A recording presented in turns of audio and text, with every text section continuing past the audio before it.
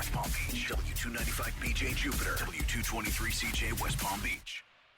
Good morning. I'm Earl Stewart. I welcome you to Earl Stewart on Cars, a live talk show all about how to buy, lease, maintain, or repair your car without being ripped off by a car dealer. With me in the studio is Nancy Stewart, my wife, co-host, and a strong consumer advocate, especially for our female listeners. We also have Rick Kearney, an expert on how to keep your car running right. I dare you to ask a question that Rick can't answer about the mechanics or electronics of your car. Also with us is my son, Stu Stewart. Our link to cyberspace through Facebook, YouTube, Twitter, and Periscope. Stu is also the Spy Master Director of our Mystery Shopping Report. He dispatches our secret shopper weekly to an unsuspecting South Florida dealership.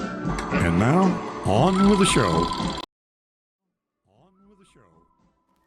Good morning, everybody. I'm sure you're listening to my introduction.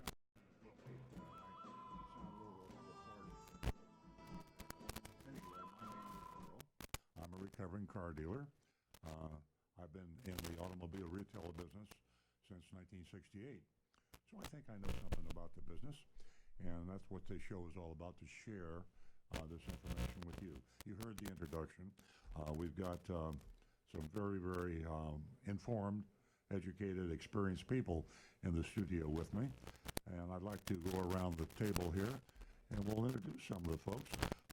Normally, I've already introduced them, but I want you to hear Rick Kearney's voice and what he can do for you. He's been with me for 25 plus years.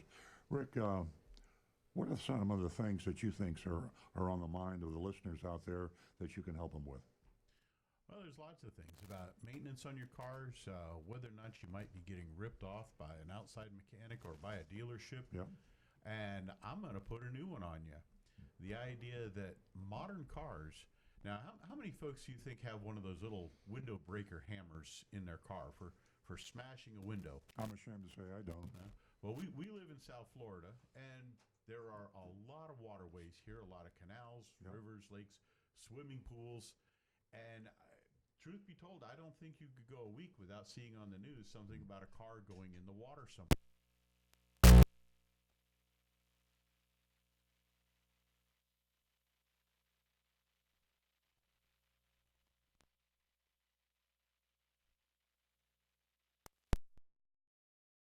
And that little hammer that a lot of folks have is not going to break it. Wow. See, I learned something new, just like you folks out there. Rick, that's great.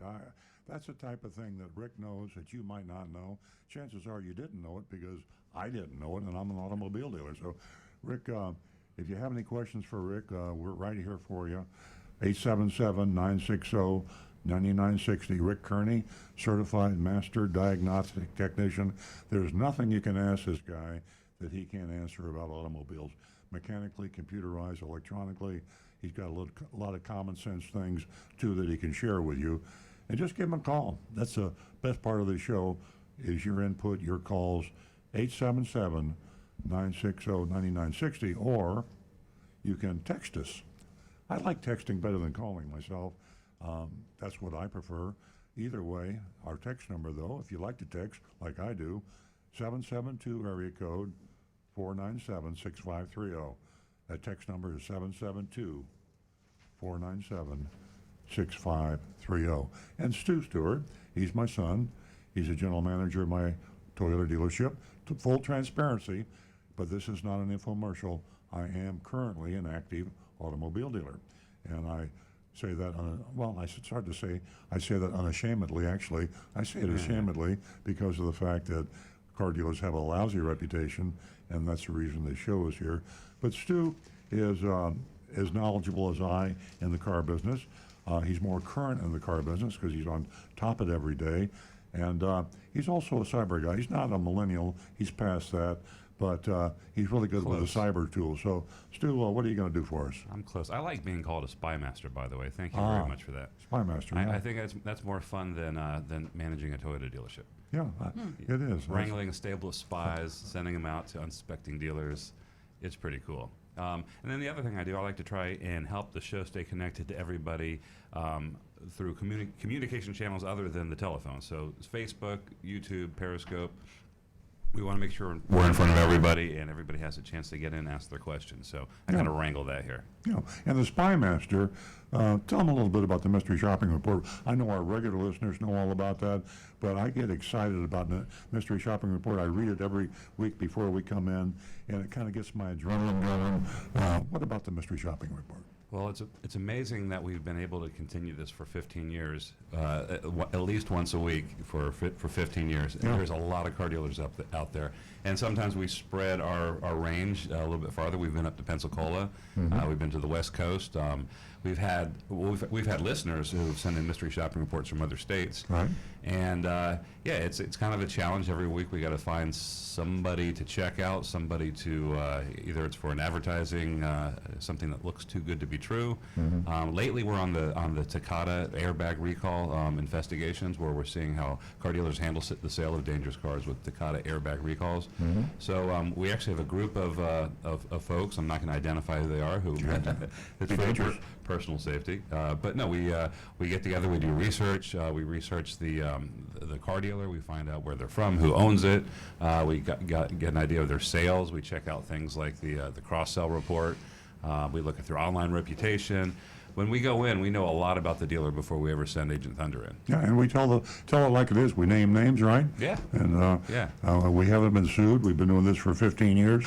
Libel, slander, none of that, because we tell the truth. Yeah, the only time we've kept the name of a salesperson secret is if they said something that could get them in trouble with their boss. Exactly. You know, if they badmouth the owner of the dealership, we'll make up a fake name. And it happens. It's really strange. Yeah, it does. Well, thanks, Stu.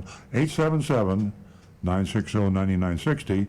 That's our call-in number. If you have any questions for Stu Stewart, anything about anything, he's very well versed in all phases, especially mystery shopping reports. Stu, he is the spy master, and he directs the mystery shopper. He chooses the target of the mystery shop somewhere in South Florida for a lot of reasons. It could be a crazy ad, too good to be true. It could be what is a lot more frequent lately is the dangerous recall issue, where car dealers are actively selling cars, proactively selling cars and concealing the fact that they have dangerous recalls that cannot be fixed. I mean, that's about as cruel and low as you can get, to have a used car buyer trust you and tell that used car buyer that his car is perfectly safe, and if you do spot the recall, he tells you that it can be fixed. Just take it to the Honda dealer or the Ford dealer, and they will fix it at no charge, oftentimes when there is no fix available. That's the most nasty thing about these mystery shopping reports. So you can text Stu also at 772-497-6530. Text 772-497-6530. And immediately to my left is my wife and my co-host, my friend for many years and colleague on this show for many years. Nancy Stewart's strong suit is that she believes strongly in women. And she sees, she's about my age. We've been together for a lot of years. And she's always been a strong woman's advocate. And she grew up in the time when women were kind of walked on and looked down upon. And now they're beginning to emerge. And she is just a very, very active part of this show to tell women how they can buy a car without being taken advantage of. Good morning, everyone. Yes, it's me, Nancy Stewart, the female advocate. And it is certainly a hot topic, and it's something I like to talk about with the audience. That's the male and female audience. And just to give everyone an idea about confidence and knowledge, and how you can use that as a powerful tool. So this morning, hopefully we'll get some female callers, and I will offer them, the first two new female callers, $50 each, and sort of an incentive to help me build a platform here that's truly important to all of us here on the panel, not just myself. And gender equality is a hot topic. And it doesn't mean that it's a trend. It's a basic business principle. And you certainly, if you're an intelligent car dealer, you're going to take advantage of that option for you, because it is financial suicide to ignore the female buyer. Exactly. Half the buyers out there, female, they do buy cars, and the cars they don't buy, oftentimes they influence the purchase. So anyone out there with questions for Nancy Stewart, 877-960-9960. That's 877-960-9960. And, of course, our text number, 772-497-6530. Text number is 772-497-6530. We had an anonymous caller, actually anonymous email last week, and we encourage that, by the way, for folks that don't want to be identified, and that's fine. We actually get a lot of good feedback. Youranonymousfeedback.com, to be exact, www.youranonymousfeedback.com, and tell us what you think. It's a totally anonymous sort of a source that you can criticize or comment or suggest. And one of the suggestions we had was that why do we only incentivize the female callers, and why not the male callers too? The reason being, we're trying to get to parity. We'd like to have 50% of our callers female, and as Nancy just said, that's because 50% of the car buyers are women, and we would like to have more and more females call. And we built our female caller audience up over the years with this incentive to pretty close to 50%. We're getting there very closely. Very close. It's been an interesting journey. Very good. How about text? Are we getting any text in? You got anything over here? Well, I've got one so far from YouTube. Let's hear it. Excuse me, Rick. Sure. Jonathan, if you can activate my PC from where you are, I have a dead screen, and I think we have callers on hold. Yeah, I already went through that. Okay, Stu's going to take care of it. Okay. Okay. We have a caller on hold, but we don't know who it is. And so if you're holding, we will be able to speak to you. We're in a new studio, and that excuse is running a little lame because we've been in this new studio for about a month and a half, and we've been having technical problems. But I think we now know who the caller is. Yeah, Tina. Of course. I should have known. Hi, Tina. Thanks for calling in and being patient. What's on your mind this morning? Thanks, Well, Jonathan. I was thinking about how we live in the age of conveniences. Nowadays, you could be at home 24/7 and have everything you can think of delivered to your home. Mm-hmm. And recently, like within the last year, there's apps you can find on your phone or get on the internet and actually have a vehicle delivered to your home of your choice.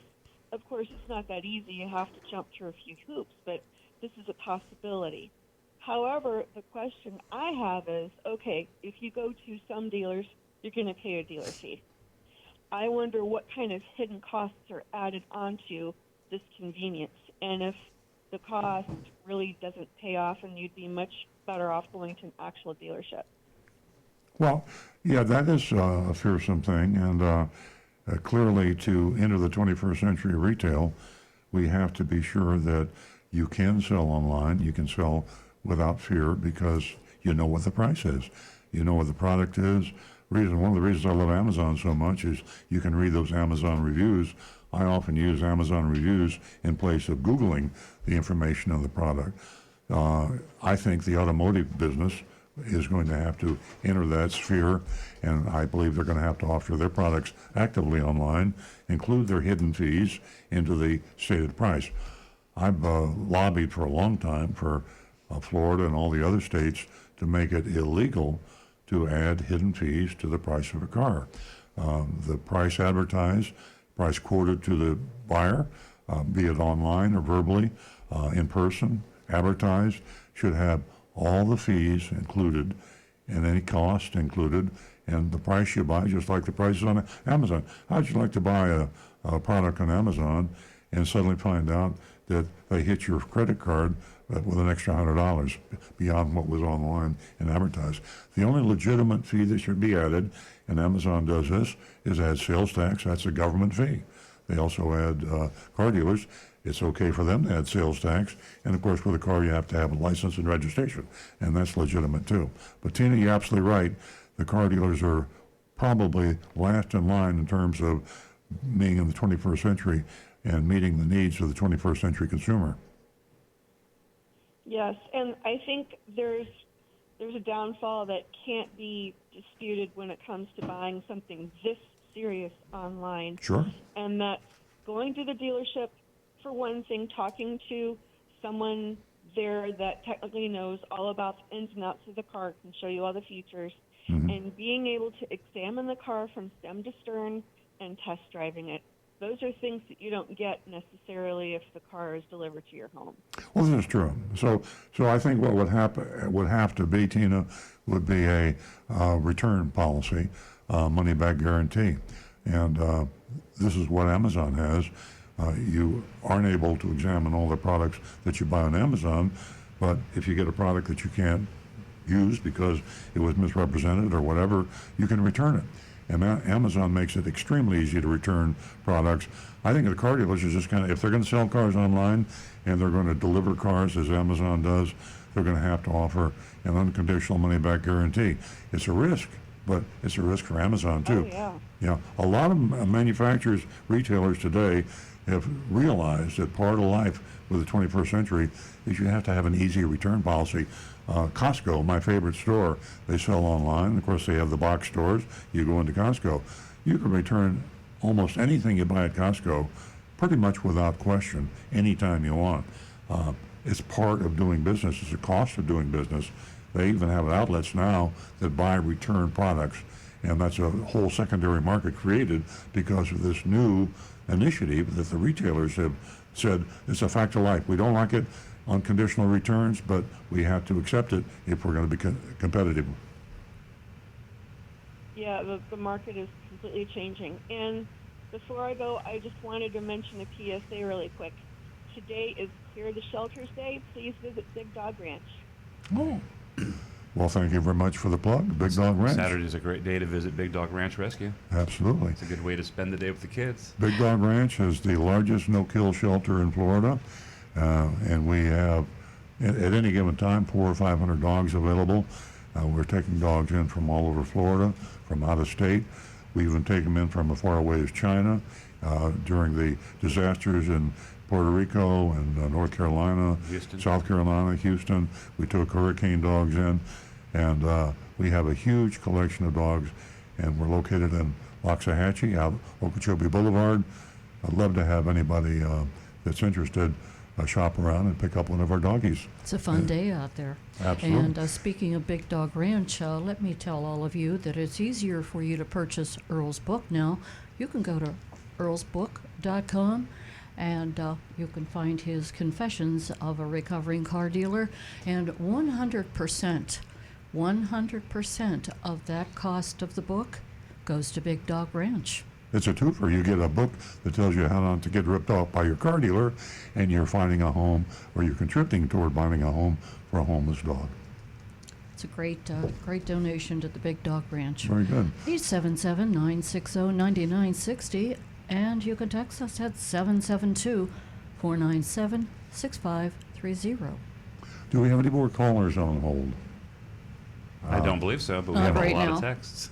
Okay, let's get to the text then. How about that, Stu? Okay, great. The first one we're going to go to came in after the show last week.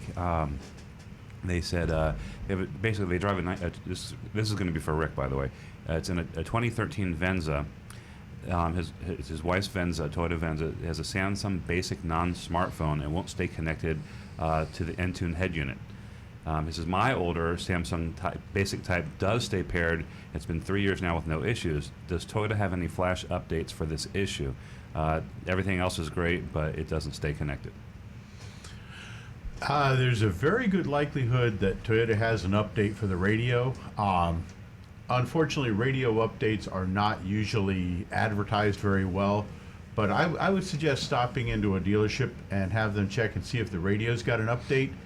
And then, as silly as this sounds, erase all the phones from the radio and erase the radio pairing from your phones and then reconnect them. Quite often that actually solves a lot of the problems.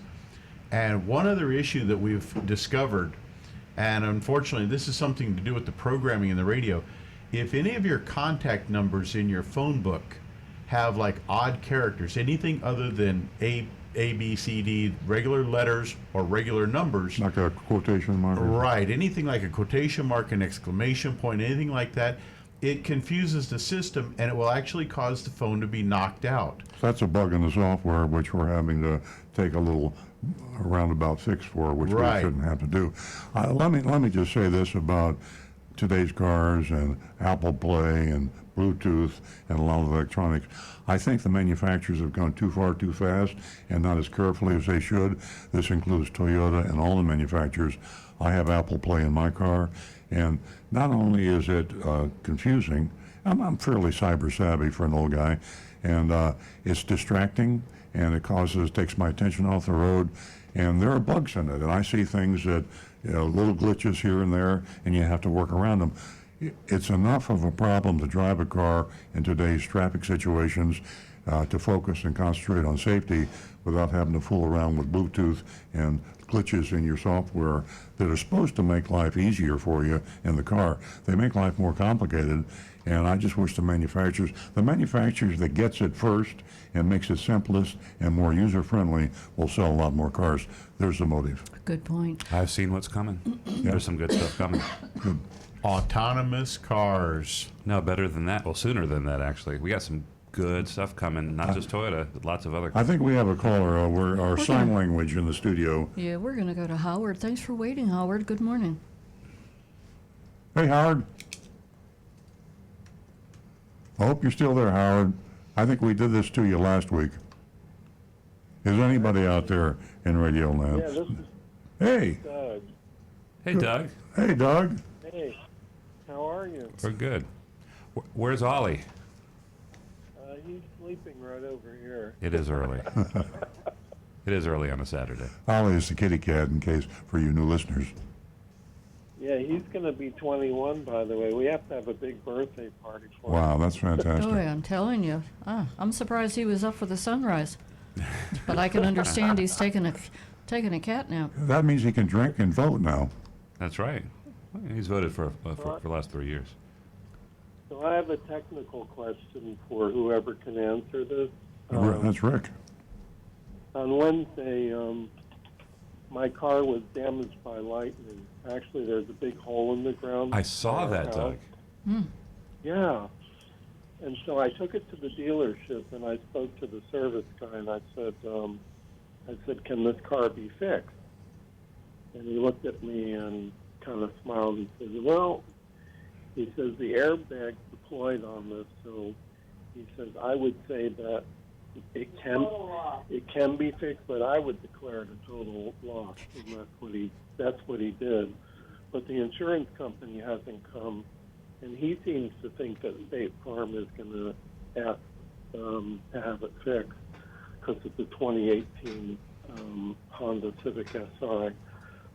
So I just wanted to know your thoughts on that. Well, having repaired quite a few Lightning cars in the past 25 years, it's actually a very common occurrence in South Florida, whether it's a direct hit or even a nearby hit. And lightning is a very powerful force. But there again, insurance companies are too. And generally, the rule of thumb that they go by, I think, is if the cost of the repairs is going to hit 70% of the value of the car, they generally will total out the car. And that being said, they've had experience too, and they're pretty good at being able to estimate just how many computers have gotten damaged on the car, how many other items need to be repaired. If the airbags have deployed from that lightning strike, it's probably going to be quite a few of the other computers got affected as well. Let me jump in here a minute. Here's my recommendation, Doug. Insist that State Farm total this, and you should have a body shop, a dealership that would support you on that. If they give you a hard time, the thing with lightning is that you never know what damage is caused. Yeah. And cars are rolling computers now, and when lightning hits a computer, you can bet you're going to have problems you didn't realize you had. Even in a normal accident, when you hit a fire hydrant or a tree, there's hidden damage. When lightning hits a car, there's far more hidden damage. So the dealership may well repair the car, and it's only 65% damaged. But 2 weeks from now, or 2 months from now, or a year from now, suddenly something else happens, and oops, we didn't see it. By then it's too late. If need be, I'd hire an attorney or have an attorney write a letter to State Farm if they give you a hard time. But I'd put my foot down, say I want that car replaced. And by the way, you should also have something for diminished value. At least ask the question of your attorney, because if I was buying a car that had been hit by lightning, I wouldn't want to pay that. Even though it had been repaired, I wouldn't want to pay as much as if it had been not hit by lightning. It's something that people know they're afraid of. But yeah, get your insurance company to agree. If not, get an attorney's opinion. Well, the good news is the car is a lease car, so There you go. You have some protection there. so Very I'm good. kind of happy about that. Well, And the you're other good thing that's is- one of the best things about leases. That's very fortunate, Doug. Yeah, and the other good thing is Neeson and Ollie weren't in the car when it got hit. No, we saw the pictures on Facebook, Doug. It was pretty dramatic. It hit near the car, right? It didn't hit it directly, but there was a line where it streaked to the car, and it looks like there was an Yeah. explosion of sand. It was pretty violent. Wow. And someone said to me that what actually happened is the aura of the lightning actually surrounded the car, Mm-hmm. and it's a term that they even use for insurance. They call it an aura hitting or a direct hit, Mm-hmm. and that's something that I found out. So Wow.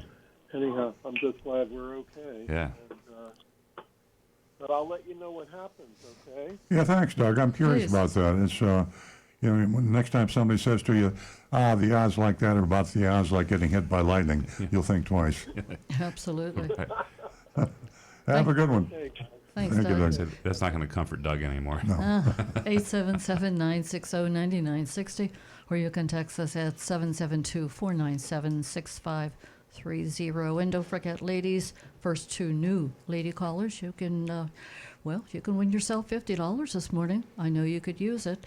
And, I guess we'll go back to Stu. I think he's got some Yeah. texts over there. We do. We have a long distance text from California. It says, hello there. It's kind of a long one, but it's a really good question. Hello there. My name is Brian, 29 from California. I started watching your show around 2 months ago and have become a big fan ever since.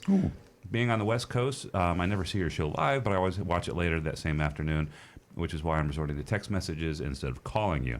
I've heard Earl talk about the option of purchasing a vehicle at the end of its lease. The manufacturers obviously have to estimate at the start of the lease what the car's value is going to be at the end of the lease, and that's how they come up with the purchase price if you decide to keep the vehicle. Sometimes this can turn out to be a great deal if you like the vehicle enough to keep it. Well, I think I got a deal for you today. I have a 2016 Ford EcoBoost Premium Mustang. My purchase price for the vehicle at the end of the lease is $17,512. After doing some research on KBB, it says that the fair purchase price of the same car, trim, and similar mileage as mine goes for about $21,000, and the typical listing is $21,810. I've seen other dealerships list very similar vehicles on the used car lots between 22 and 23,000 miles with higher mileage. My question for you, Earl, is this. Since my purchase price is in a legally binding contract, they can't change that price at all, correct? That is my price no matter what. I plan to purchase this car with a loan from a bank I'm familiar with. Any other advice you could possibly give me? It's the first car I've ever purchased. I plan not to stretch this loan out any farther than 3 years. I want to pay it off and soon. The car's in excellent condition, inside and out. Nicest vehicle I ever had. Thanks for all your hard work on the show, and I will write back to you guys soon. Thanks and take care.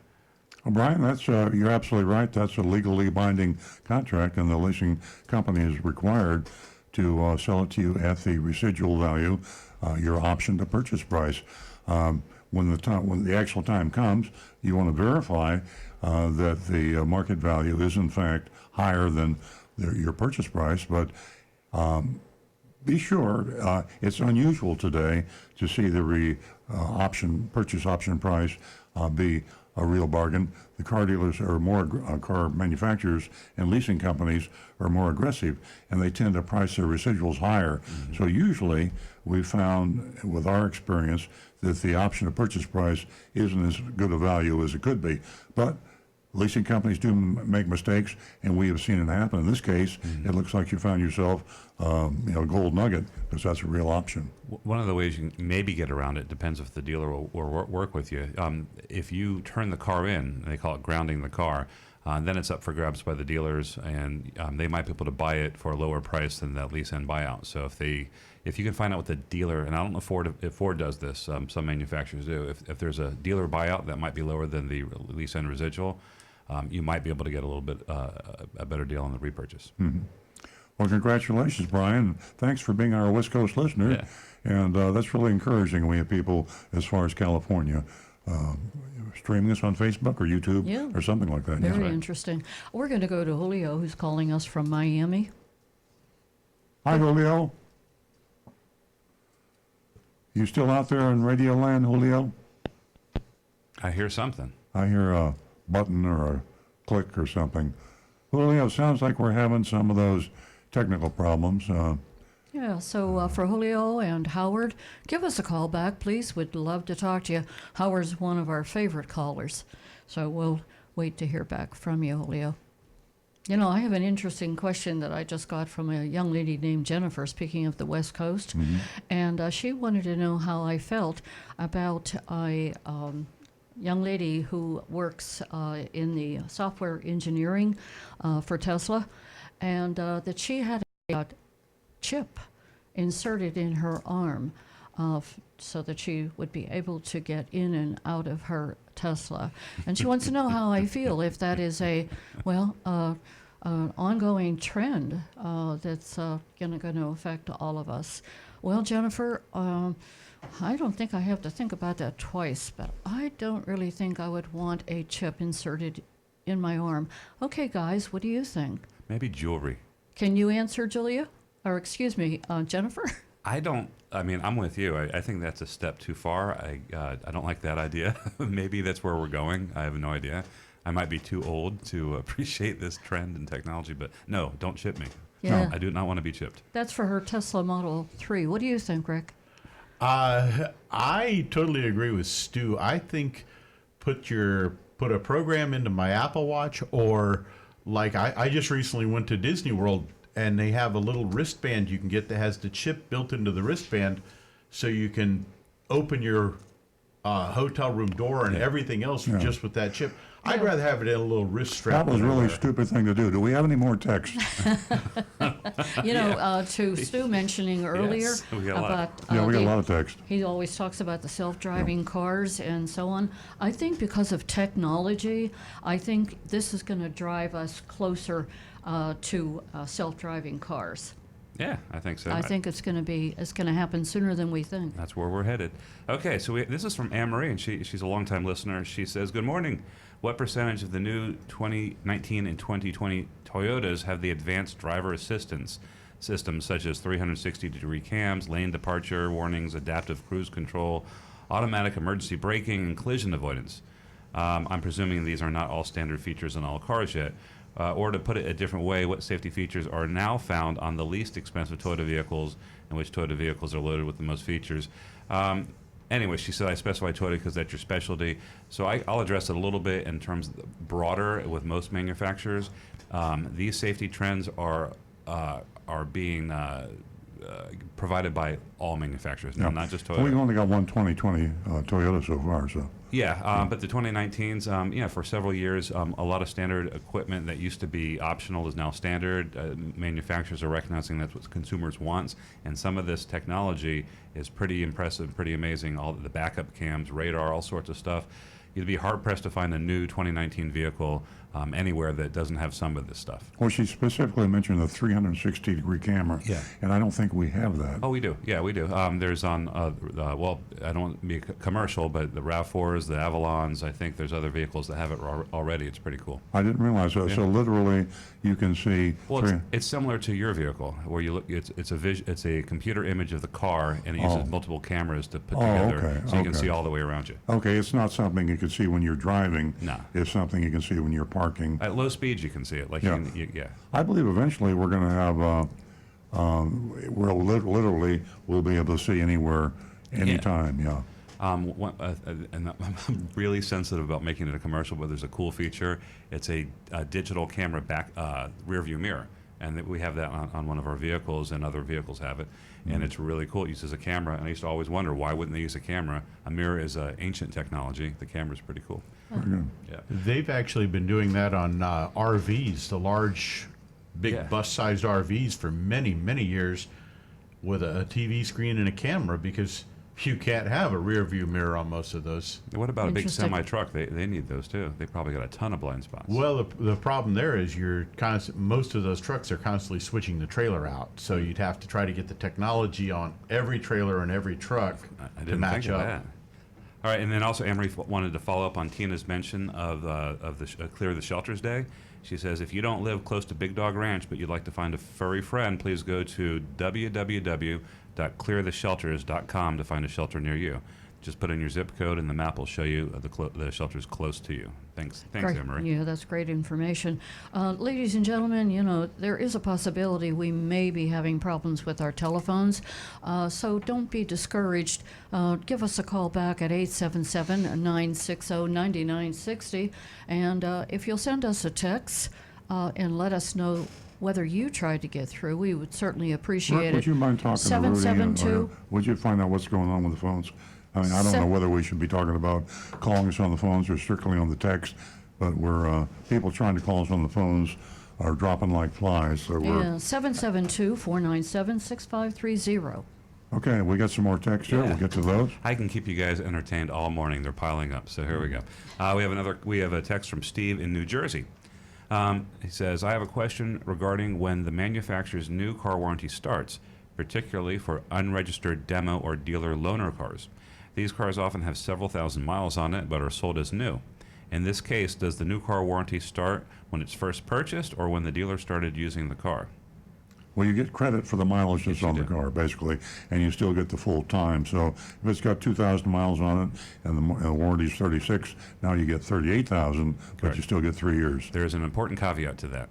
The dealer has to register the demo officially as the vehicle as a demo. If they don't and there's just miles on it, it goes by the date of first use and you will lose mileage. I believe they give you a credit even for dealer-traded cars, so as long as that amount of mileage is noted when you buy the car. Sometimes cars that have traded from other car dealers can have 500 or 1,000 miles on them.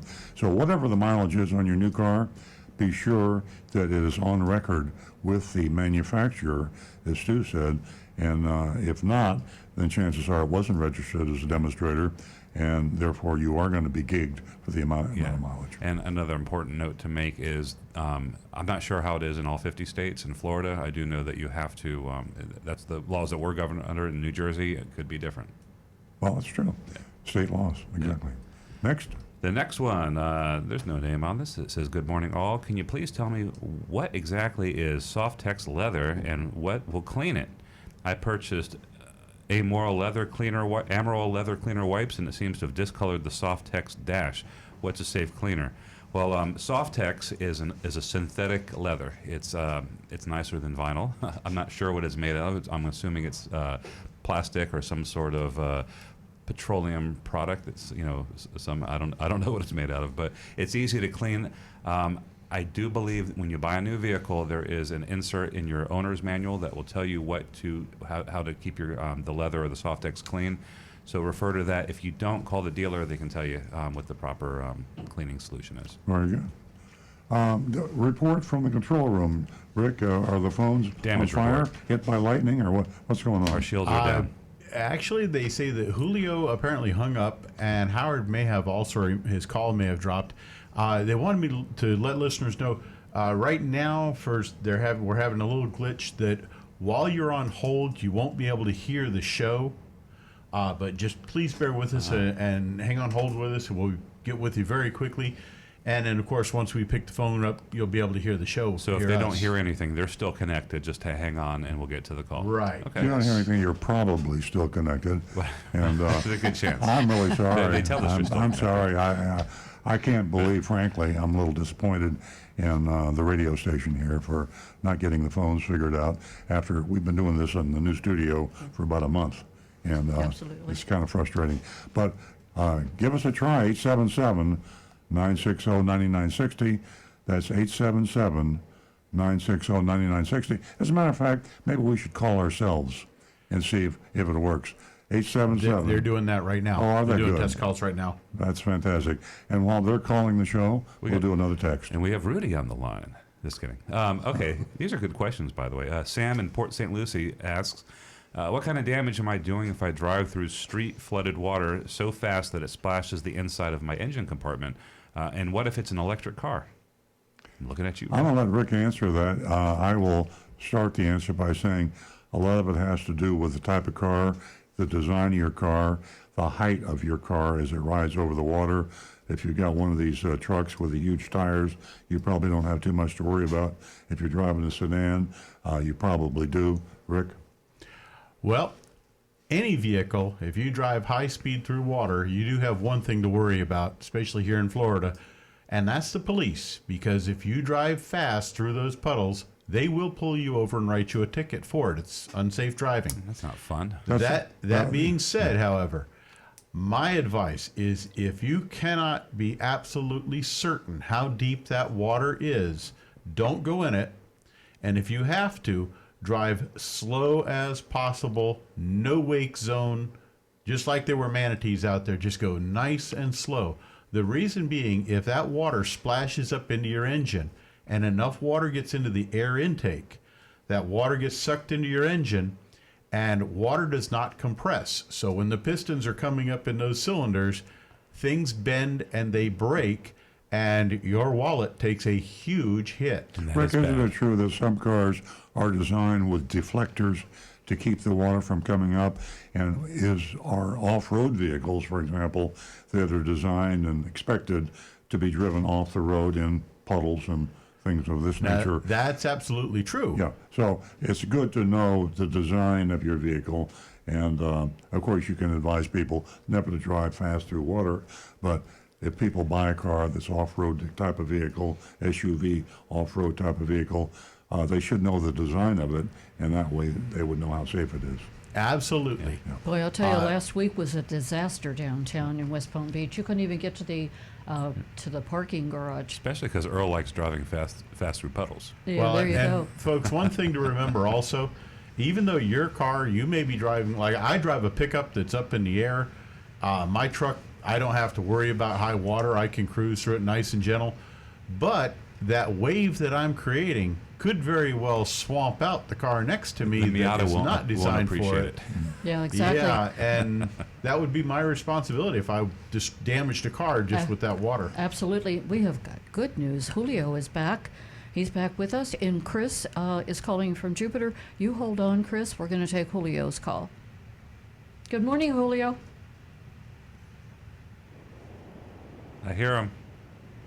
Julio, we're here. Are you there?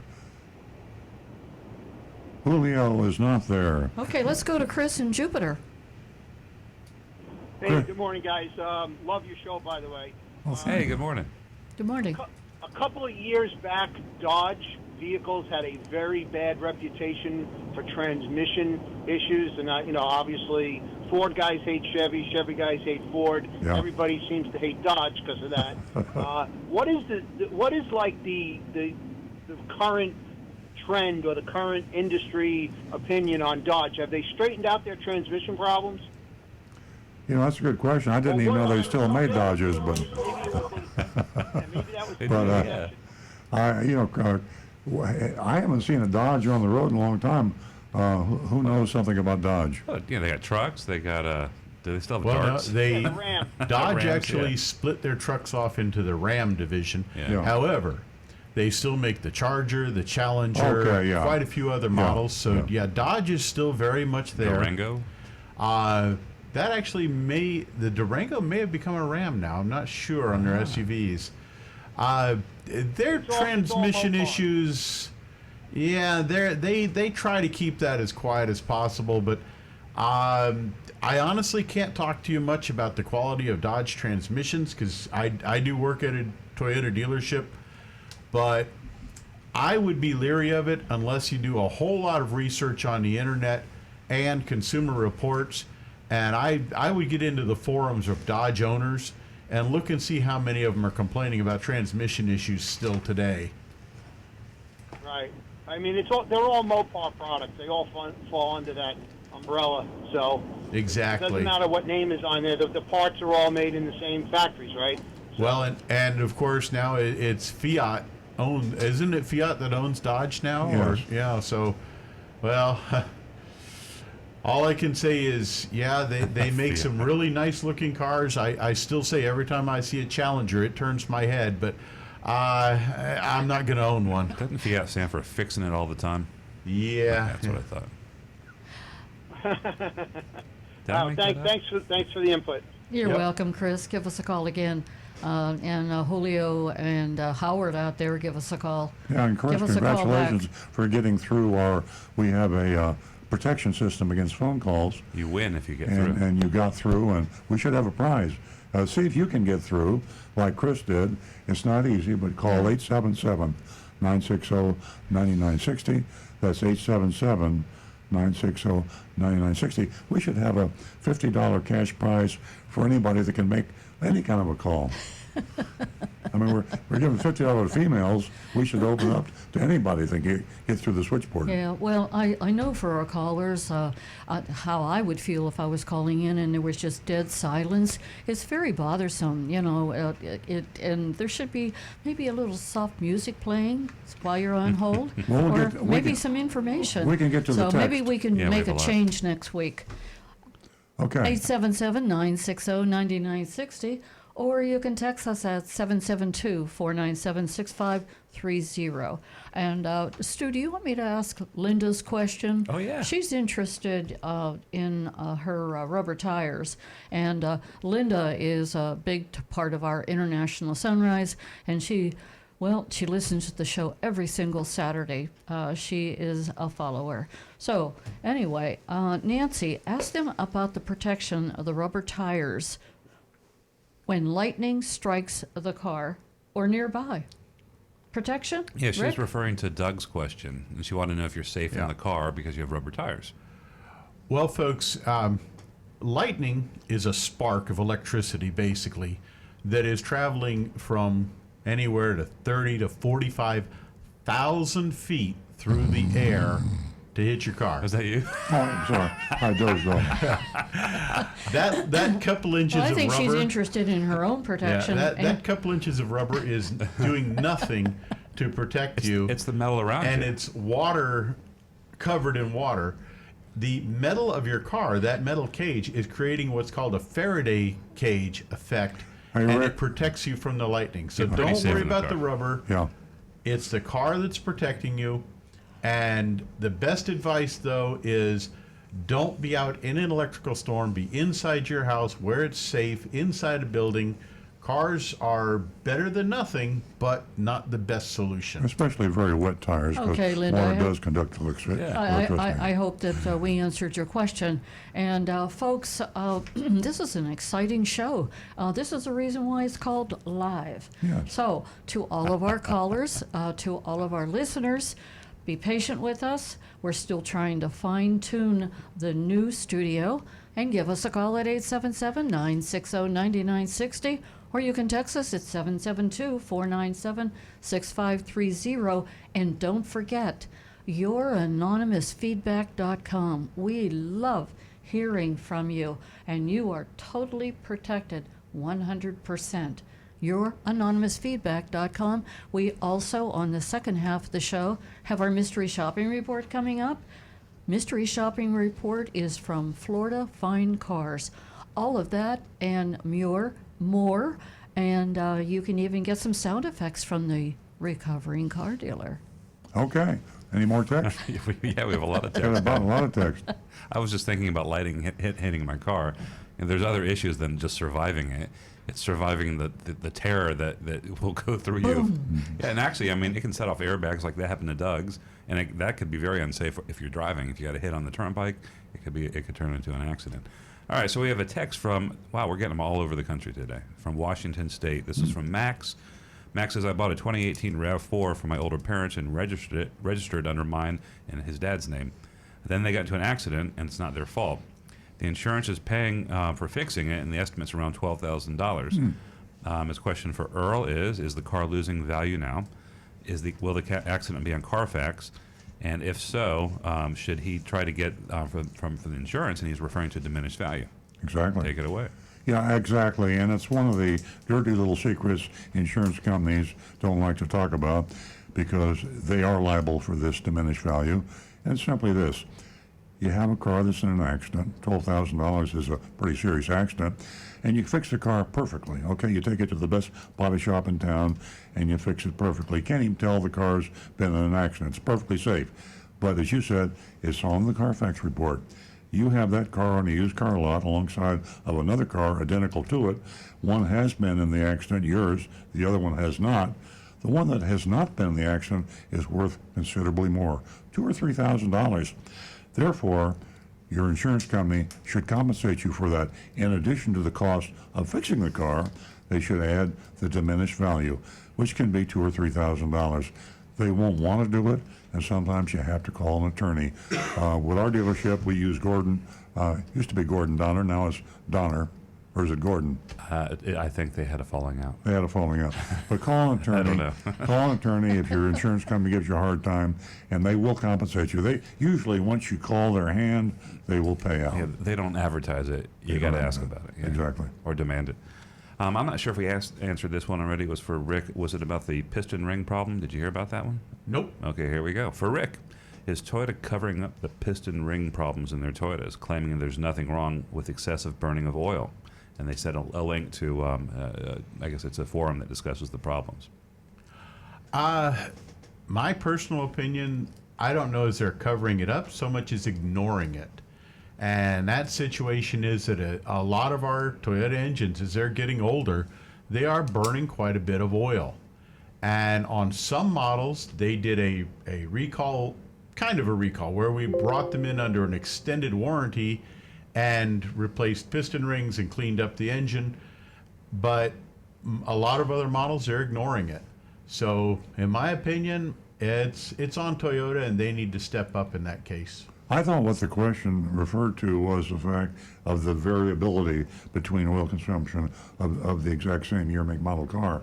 And cars are manufactured, come off the same assembly line, will have different tolerances in the pistons and the cylinders.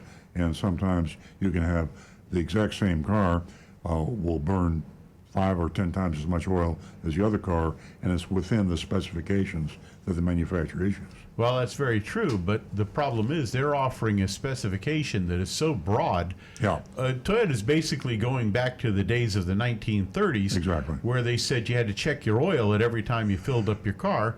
Yeah. And if you go back to, say, the mid-90s, our cars didn't burn oil. They really didn't. Toyota engines, you didn't need to worry about checking the oil because you knew it was full because they didn't burn oil.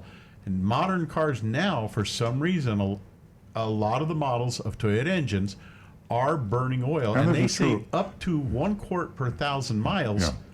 This is true. This is true of all cars. All cars, and I think all the manufacturers are a little careless about their tolerances, and they should test these cars and have a narrow, tighter tolerance. They have such a wide tolerance that some cars are just on the verge of being dangerous in the sense that you could run out of oil before scheduled maintenance. And if you're burning a quart of oil every month, and you're supposed to have your car serviced every 10 months, then you're going to burn out all your oil before you are scheduled for a maintenance. And this can happen within the accepted tolerances of many cars. We see it because we're Toyota dealers, but it happens with other cars too. Something, again, that the government should look into. I know a lot of you folks out there in the audience say government interference is a bad thing. I agree that government interference can be a bad thing, but I think there are certain things that are so important. Yeah, you need a balance. And a manufacturer should not be able to manufacture a car with a tolerance on oil consumption so great that you can burn your engine up and still adhere to the manufacturer's recommended maintenance. I agree. Next. The next one, this is came on our anonymous feedback, youranonymousfeedback.com.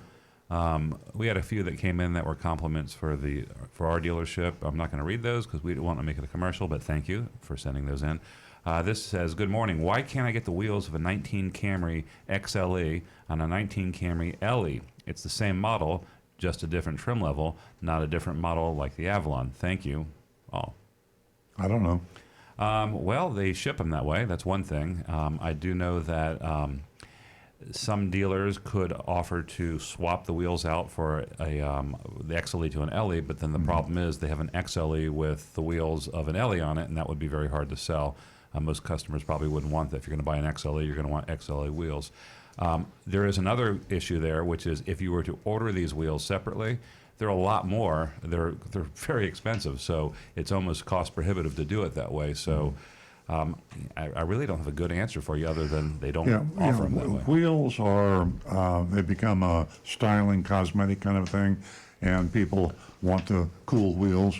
Yeah. Wheels also have a very important role, as you know, and they have to. That's the understatement of the year. They have to be compatible with the car or the truck, and if you put the wrong wheel on the wrong vehicle, you can run into problems with alignment and vibration and things of this nature. So, my rule of thumb for everybody out there buying a vehicle: stick with the wheels that are designed for that particular model car you bought. Even though another wheel might fit your vehicle, you're asking for trouble. Even custom wheels that are not even factory wheels. Rick?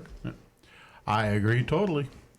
Well, we've got several YouTube text questions here.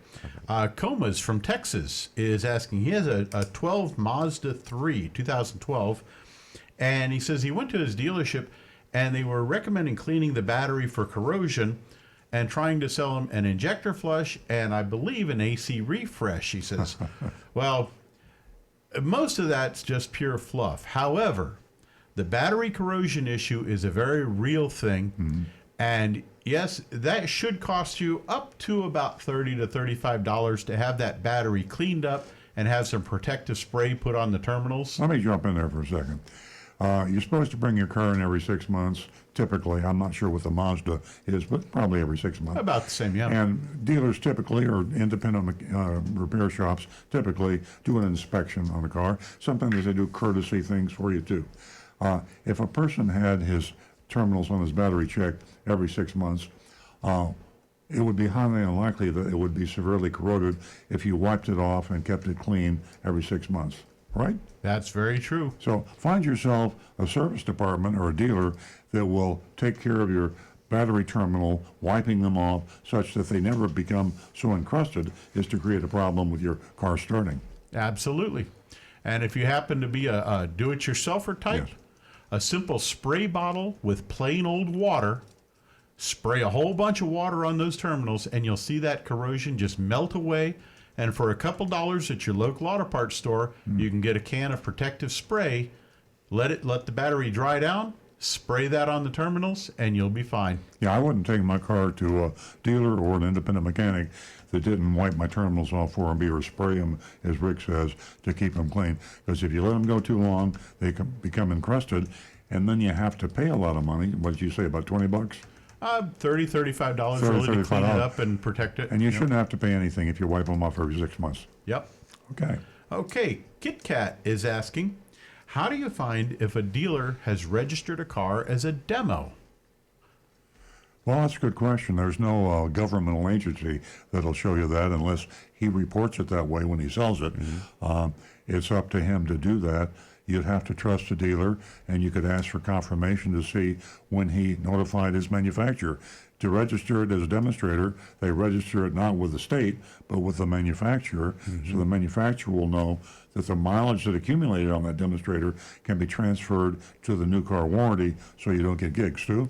The other thing I would insist on if I was considering buying a demo, and first of all, like Earl said, you got to make sure it's officially registered so it doesn't impact your warranty, is that you better get a really, really good discount on that car. So not to get into accounting, but dealers who have demos, for the length of the time that they're being driven as a demo, they're writing that down. They're lowering the cost of that as an expense month to month. So their cost of that vehicle goes down over time.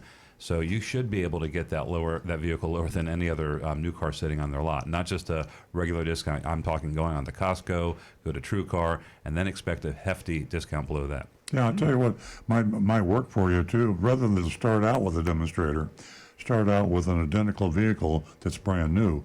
and negotiate if you feel like you can negotiate, or do Costco or TrueCar or whatever means you do competitive bids. But when you end up with the lowest price you can get on that new vehicle, then you can use the old switch. You switch the dealer, say, okay, I don't think I want to buy a new vehicle. This demonstrator over here is identical, but it's got 6,000 miles on it. How much further will you discount it? Yeah, when you have a car with 6,000 miles on it, the market value of that is now governed by used car book values. You can't even look at it as a new car anymore. It hasn't been titled, so it's technically new. But you might want to look at Kelley Blue Book and see what a used car with the same miles might be going for. Very good. Okay. Another text, another YouTube. We do. Patrick is asking, what's our opinion on K&N oiled type filters, air filters, versus the original equipment manufacturer paper filters? Right. And that one I'll handle. K&N filters do seem to improve the airflow a little bit in the engine, but they, to my opinion, they really don't make that big of a difference like in your fuel economy or the power of the engine really on most passenger cars. Not enough that you're really going to notice a difference. The biggest difference really is instead of spending $30 every 6 months to replace that paper air filter, you're going to spend $30 to $50 each month and several hours of time cleaning that K&N filter and re-oiling it properly. And remember, if you get too much of that oil in there, it can damage components in the engine. So you have to be very careful to follow K&N's recommendations on how to apply the oil to that filter. And it can take a couple hours to do that job properly. I will say this, I just went to Amazon, looked at K&N oil filters, and they have extremely high ratings, 4.5 stars, almost every K&N Amazon choice, $11.97 for oil filter K&N, 228 reviews. That's very high, and sounds to me like they make a very good oil filter. Well, it's the air filter, but yeah, oil filters and air filters. Yeah. I was looking at the oil. I'm sorry. Oh, the oil filter. Now that's another story. Oh. I would have if I didn't want to buy factory oil filters, I'd have no problems with buying a K&N oil filter. I got you. But it's the air filter because of the difference in cleaning it and not replacing it versus replacing a paper filter. I got you. Okay, this one is from Philip, and this is from last week. I apologize. And folks, I hope you're still trying to get through on the lines and haven't given up. That's 877-960-9960. And this question, this is for Rick. I know you're a Toyota technician and therefore biased, but what car or truck would you buy if you couldn't buy a Toyota? If you were telling me that I had to purchase a new vehicle, a brand new one, Yes. I would probably look at a Honda and most likely a Ridgeline because I like the pickup style. But I think Honda makes a fantastic product. They don't have as wide a range. What about Nissan? Nissan, I'd be a little leery of. I've never been really impressed with their quality, but push come to shove, a small Nissan sedan. If you had to buy a domestic, would you buy a Ford or a Ram or a Chevrolet or a... Domestic, although I hate to say it, I'd be in a Ford F-150. My only real issue with Fords is that working on them through the years, it always seems like if you want to work on a Ford, you've got to have every tool out of your toolbox because none of their bolts are the same size throughout the vehicle.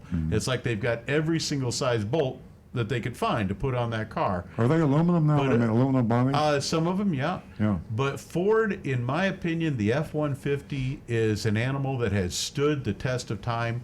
And that's one quality pickup truck. I got to say, Number one selling vehicle in the world, is it? Their pickups definitely. are just outrageous. Yeah. Well, there you go, Philip. Good luck with your next purchase, and send us a text and keep us informed as to what you chose. Okay, Rudy tried to get through. I guess he didn't make it. 877-960-9960. I'm not suggesting you call that number because our switchboard is try. pretty much bulletproof. You can't get through the switchboard. 877-960-9960. Did maybe one of us should try to call and see what happens. I'm just curious why nobody can call our radio show. We're doing well with text. Thank you for being patient with us, you callers who tried and struck out. I think we had one make it through, or did we get two? We had a few, I think. Yeah. So I think we had three. We had Chris, we had Tina. Okay. And We Doug. lost Howard, we And lost Doug. Julio. That's right. Okay, that's right. But we got some text. Seems like nobody got through, but let's go to the text. Yeah, it's a very frustrating situation. Fran in West Palm Beach says, "Hi, Earl, Nancy, Stu, and Rick. First-time texter. Been listening to your show for a while. Thanks for being such caring consumer advocates. Question. Do credit unions who have the service of having someone do the haggling for the customer really get a better deal than if they haggle themselves? Also, is it better to have your car serviced and painted in order to get the best price when selling or trading it in? Thank you." And that's from Fran. Some credit unions actually do negotiate for their members. I think that's great. Not many do. Normally, they just provide the loan. But yes, I think that if you have a credit union that would call on your behalf, a car dealer would be far less likely to flim-flam a credit union because they represent a large base of potential customers. And if you flim-flam a credit union, you lose a bunch of customers all at once. And I'd love it. You could text us back. I'd love to know which credit union you deal with. But I think that's a great idea. And then credit unions out there that are listening, you ought to consider that service for your members. It would be a valuable service. In the past, with my dealerships, I've had more than one. We have had credit unions that used to negotiate for their members. And when the credit union got on the phone, we paid attention. We really tried to take good care of their member and give them a good price. Try and avoid mistakes at all costs. Exactly. Okay. Here's a good one. Don't you feel superior, Earl? You get on the radio and throw darts at your competitors for your own benefit. How convenient you make it by claiming to be recovering. You're in it to make money. That's it. We finally got a car dealer. Yeah, I appreciate that. The funny thing is, we do make money, and it does have. I have a dual role here. I inform, I educate, I help people buy cars whether being taken advantage of, and at the same time, people realize that because I'm an honest person and I don't do the things that I accuse people of, and the fact that I admit that I used to do those things, and I am a recovering car dealer for that reason, it does benefit my business. So I plead guilty. Yes, I am successful, and part of it has to do with the fact that I am honest. Yeah, that's what happens when you're just so good. It is. You can't help it. Hey, yeah, you caught him. Okay, the next one. Oh, wow, we got some. Excuse me, Stu. Yeah. We have Todd Hey, Todd. on the line, and he's calling from North Palm Beach. I Good bet we morning. don't. You there, Todd? Yeah, I had no trouble at all. Hey, fantastic. Thank you. Staff picked up and whatnot. So I don't know what's going on, but maybe Thank I just had the magic touch. There you go. What's on your I mind, was Todd? calling because I wanted to get a Takata airbag update. My sister has a Mustang, which apparently was on the list and has been waiting and has had no updates for some time now. And I think somebody dropped the ball. You have a vehicle that has a Ford Mustang. you have a Ford Mustang that does have a recall. Are you saying? Yes. And was Correct. there an inflator available, a fix available for that Mustang? It was on the list, and she contacted the Ford dealer on North Lake, and they said, "Well, good, we have you in the system. We'll let you know." Oh, I see. So they did not have the fix. The best way to do it would just be go to safercar.gov, safercar.gov. We could probably, if you had the VIN and you could text it to us, we could do that for you. But safercar.gov is the NHTSA, National Highway Traffic Safety Association website, and they will tell you if a fix is available for any VIN and if one is available for your Mustang. The car dealer, that would be Mullinex on North Lake Boulevard, should have called you, and if they haven't called you, it could be because they're remiss or there isn't a fix available, but we can check that for you with your VIN. Yeah. Stu? Yeah, I was going to say, and if you like Morgan Freeman, you can go to safeairbags.com and check your VIN there, but also get to see a video with Morgan Freeman. Yes. So, Well, bonus. I mean, he's almost the icon that Earl Stewart is. Right. He's working on it. Oh, thank you. Well, Todd, as I say, text us that VIN. We'll check that for you. All right, I don't have it today, but maybe sometime later in the week. What year Mustang is it? I believe it is an 09. 09. Yeah, we can check on 09s and see if there are any 09s that are unavailable, inflators that are unavailable on the Takata, and we can let you know that. So stay tuned. I sure will. Thank you, Todd. Appreciate the call. I had an opportunity a couple back to have to pick up a friend of mine who was dropping his car off for service, and I cannot tell you how impressed I was with the amazing new facility. It's almost an amusement park. Thanks. So great down there. Thank you. Thank you, Todd. Have a great day. Give us a call again. 877-960-9960. Obviously, the phones are working.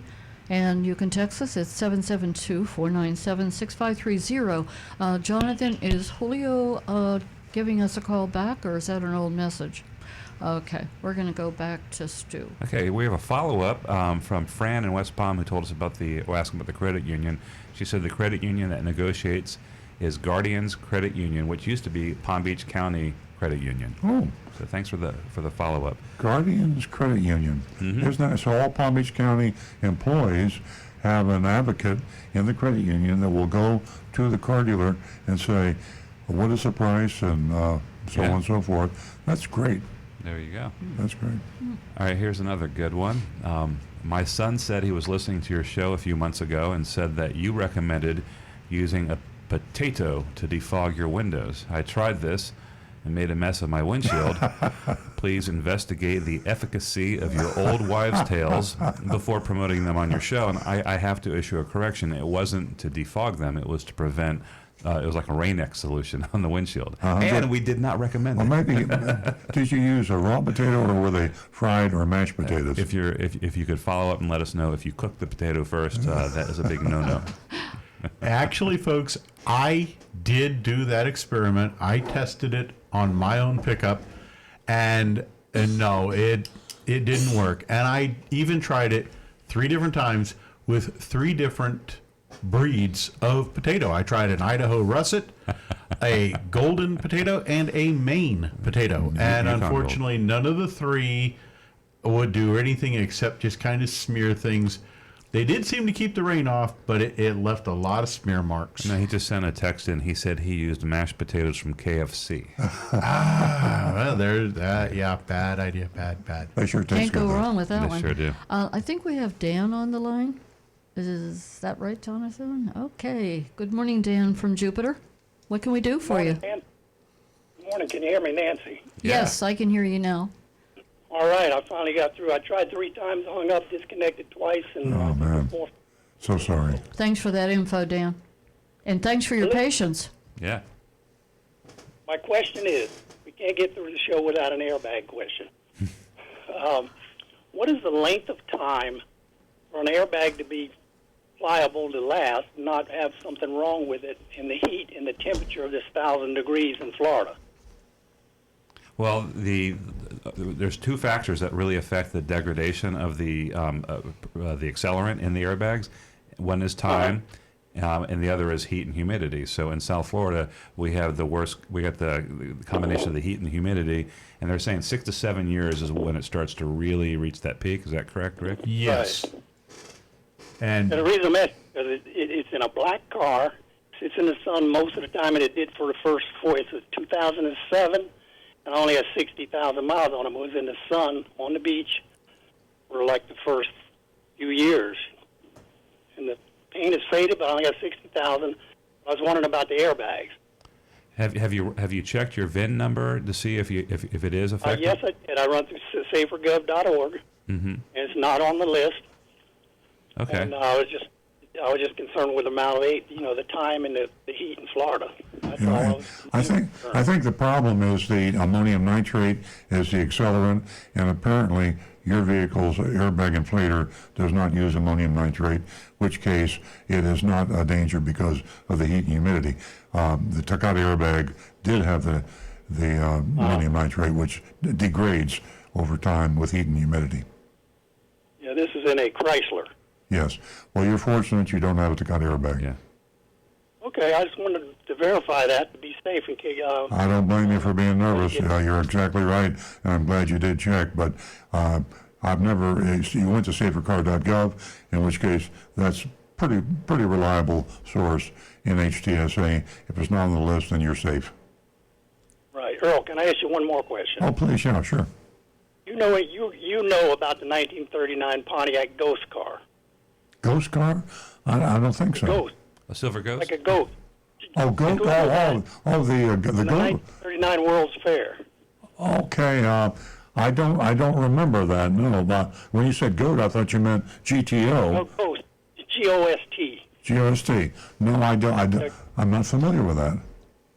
And it's a Pontiac, and they started production of this thing. It's the reason they call it a ghost car. They were making it out of plexiglass, and it's all original, and perfectly running car. Wow. Oh, yeah. That is amazing. I can't believe I didn't know that. Yeah, I just looked it up. One for $5.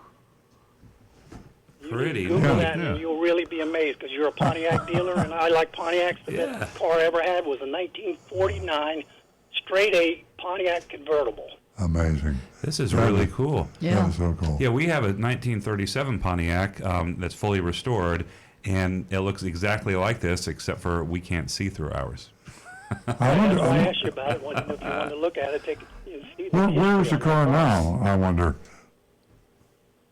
It sold in 2011 for $1.1 million. The name of the buyer. That is amazing. I'll have to Google that, and we might want to put that on the showroom. Maybe next to the 1937 Pontiac, we'll try to get a big picture of that. Yeah, this and is hang it crazy alongside there. looking. I can't believe my father never told me about that, or he might have told me about it, and I didn't register. But thank you so much. I learned something new. Rod builders, antique dealers. Matter of fact, he's 75 years old, and he just bought a 1937 Chevy Coupe to mess with. He just bought a 1931 Model A. I'll be there. Buys, sells them, and restores them from the frame up at 75 years old. Fantastic. I'll tell you what. Well, it's nice to have us old guys do something notable like that. And I really appreciate your call, and I thank you so much for telling me about the ghost car. We're going to get... Enjoy your show, and thank you. I just Thank you sent so a picture. much. Thank you. Check your phone. I just sent you a picture. Give us a call again. Hey, folks, all right, good day. hang Thank on to you. your hats. Hang on to your hats. We have Stephen from Bali calling us right now. I mean, Bally from the other side of the globe? Are you really talking from Bali, Stephen Shimelda? Bally High. Yes, I am. Oh, wow, how exciting, A Stephen. new long-distance record for a caller. Stephen Shimelda, who has a wellness center in Bali, and he's a member of the International Sunrise Club, and every morning he's out there. Thank you so much. I am honored that you would make that call. Yeah, I got to pick myself up off the floor. Good. Well, I'm glad. You didn't really have to get off the floor. I noticed that there was problems with the phone, so we had our Bali gods over here clear the lines for you. And I just, I was watching the internet here. You know, it's 9:17 p.m. here, so we're exactly on the other side of the globe. Nice. And I want to let you know that we've been buying cars from this young Earl Stewart since 1970. My first one was 1973, 1974. Wow. And I think that, I don't know, is when you started in the Lake Park location, because I think you had one southern from there. But my family, my father has 3 brothers, and we all bought from you until I decided at 18 that I needed a Trans Am. We were getting all of our cars there, and I'm very, very pleased that you've been so successful and so outspoken about the right way to buy a car. In Singapore, you know that the cars are so expensive. Yeah. It's just that you do know that I'm visiting South Florida back again next month. Oh, good. And I heard that you had a Supra that you were going to allow, somebody to drive around while you were there or something. Is that still available? Yeah, we have one Supra on the showroom floor, and that's a limited edition 2020, and we're getting like one a month. But we would certainly make it available to you to drive when you come in. Oh my God, you're blowing me over now. I was just kidding, but I look forward to seeing you. I'll be there probably in one lunar month. That's how we gauge things here in Bali, by the moons.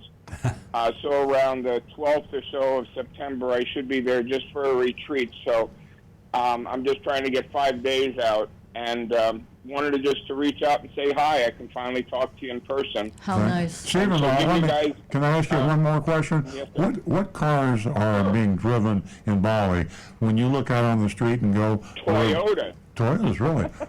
I mean, There are so many Toyota silver vans here well, very interesting. that you have to look at the license plate, because there's a few others, but they're scattered and there's so few of them. Mm-hmm. I'll take pictures down the street because you'll see 20 cars and 18 of them are going to be Toyota silver vans. Wow. Well, I hope that volcano stays quiet, because I know it's been giving you some troubles there, and stay away from the lava. It's our. It all goes together here. Like I said, the whole island of Bali is about the size of Palm Beach County. Uh-huh. Yet it's very, very exciting to live here, and we'll look forward to seeing you. I know it's a long trip, but I think Air France has a La Premiere edition that you guys might like. We'd love Otherwise, I'll look forward to watching your shows for the sunrises, and that's, like I said, that's the beach that I adore so much. So I really can't tell you how wonderful that makes me feel to watch the show every day. Oh, thank you. you, And Stephen. continued more success with your, I hope everybody catches the Earl Stewart truthness kind of thing, where they can be honest and they can do business in a way so that people don't get scammed. Thank you very much. My pleasure. Give yourself a big hug, and I'll see you in about a month. Sounds good, Stephen. Thank you, Take care. Stephen. Bye-bye. How exciting. What a great connection. Yeah. Wow. Bye-bye now. Clear as a I bell. could hear Steve clearer than I could hear the guys in West Palm. Yeah, it's funny that here we are having problems with the phones, and all of a sudden, and Stephen, by the way, in case you're wondering, he really is in Bali, because we track him around. He's in Manila, he's in Paris, he's in Vancouver. He's an amazing guy, and he has wellness centers around the world, and he provides free wellness care to all the Bali citizens. So if you're a citizen of Bali, you can use his wellness center for rejuvenation and, Yeah, and there's all the kind other of things that go with yeah, that. you can take advantage Yeah, of. he's an amazing And he'll guy. be right here in Florida. Yeah. Yeah. And that helps us keep things in perspective. When we're complaining about technology and we realize there's a guy instantly speaking to us from the other side of the globe. Exactly. It reminds me of there was a comedian, I won't mention the name because he's controversial, but he says, for all the people who are complaining about not being able to connect to Wi-Fi on a plane, just remember this: you're sitting on a chair in the sky. Appreciate what we got. So I know the one you're talking about. Yeah. Hey, we're going to go to North Carolina, and that is Rod. Rod's calling us. Good morning. Hey, Rod. Good morning, all. Good morning, Mr. Earl. Good morning, young lady. Good morning. Rod, the old crash dummy. I heard on TV that they've got the things going with Morgan Freeman up here talking about the airbag problem that you can get for free. Oh yeah, Get it fixed. that's right. First time I've seen it the ads on TV. Morgan Freeman. Isn't it amazing? Hopefully people About start paying time. attention It's now. way long overdue. Yeah, that's a pretty. I would say that is the highest profile effort that's been made. Well, hopefully in you'll get this the direction. politicians' attention. I can't, but Morgan Freeman is a pretty charismatic guy. He's played the president a couple of times. Exactly. Yeah. Here's hoping that it goes on. So hope all's well down there. It is, And Ron. nice and cloudy this morning. It's about 65 out right now. That's Oh, nice. how nice. I'm jealous. Really. Well, Ron, thank you so much. I missed the show, and good day to all. All right, thanks, Rod. Take care. Bye for now. How nice Bye. to take that moment and give us a call. How nice. We have such great listeners, callers, and as I always say, you guys really make the show. We got a and lot of you'll- texts, and YouTube's waiting here. And we want to thank all of you, and we want to thank you for your patience with the phones. Give us a call toll free at 877-960-9960, or you can text us at 772-497-6530. We're going to go to Rick. He's got a lot of little lines on his tablet. I do. Ernesto's asking, he's got actually two questions. The first one is the difference in price between the Camry LE and XLE worth it for the technical differences, the technical products that have changed between those two models? I would say so, but I'll defer to my son, who is active in the business. And you're going to have to repeat the question. Is the LE and the XLE Camry, is one more valuable than the other in terms of the standard features that on the XLE? I think it definitely is. When you're looking at a used car value and you're booking it out, that's what we call it in the industry, you start adding all the features that were available in that car. And the more high-end sort of things like leather and fancier wheels and entertainment options increases the value of the car. Mm-hmm. So at the end of the day, you go to trade in a car 5 years down the road, say, and you're looking at an XLE versus an LE, the LE is going to be worth more. You know, a good way to get the exact read on that would be to look at the residual value of those two vehicles on a lease. Take a 36-month lease on an LE, 36 months on an XLE, and see what the residual is. You know, the residual is pretty high, around 60%. Yeah, that's what we're seeing on new vehicles now. But it's also important, and you brought this up last week, is that manufacturers will enhance the residual value to help lower the payments on the lease. Mm-hmm. So you might see a vehicle that's artificially higher than really what it is. But it would still give you the relative measurement. Not necessarily. They might be promoting, for example, and I'll just speak for Toyota.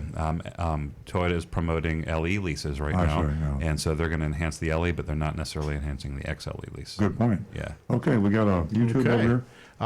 Ernesto also asked, he says, I saw a new 2016 Buick Cascade for sale at the price of used at a dealership and wondered how can a new 16 still be on the lot? Well, they're not doing a good job at selling their cars. Yeah, it is frightening to me as a dealer when I see how long some car dealers keep their vehicles in inventory. And as Sue said, if you're not a busy dealer, you're not selling a lot of vehicles, sometimes those new vehicles sit around for a long time, and you have to be very you have to be very astute. That's a good way to go broke. They might be selling a lot of vehicles, but they're not doing a good job managing their inventory. This car could be parked on a lot, it could be hidden in the back, nobody's paying attention to it, and then before you know it, it has a birthday, maybe a second birthday, and that's not a good way to run your business. Yeah, exactly. Okay, next we've got Wayne. He says, I remember once taking a test drive on a new car and the speedometer and odometer were not registering. I don't remember where that happened, but that sounds like a pretty illegal thing to me. Yeah, I don't even think it's possible now to disconnect an odometer on a modern car. Not on the new modern ones. Yeah. If you disconnect it, it's going to throw a bunch of warning lights. Back in the day, it was common practice. I've been in the business since 1968, and you go back in those days, the dealers would disconnect their odometers on all their demonstrators and disconnect their odometers on the company cars and drive them. And then when they're ready to sell them, they reconnect them, and there was that brand new car. Couldn't quite figure out why the tires were worn, but it still said 0 miles on the odometer. But you call it clocking the car. Today is highly unusual. I suppose there are some cars out there that I don't know about that can be disconnected, but I wouldn't buy that car. Yeah. Oh. And we've got Don asking, is there a place on the internet to see photos or diagrams where the underbody splash guards are supposed to be located on a 2012 Camry? And I believe he's referring back to where we were talking about going through puddles and the guards to keep water from getting in the engine. Google images for that, and you'll also find YouTube videos that will show you where those shields are supposed to go.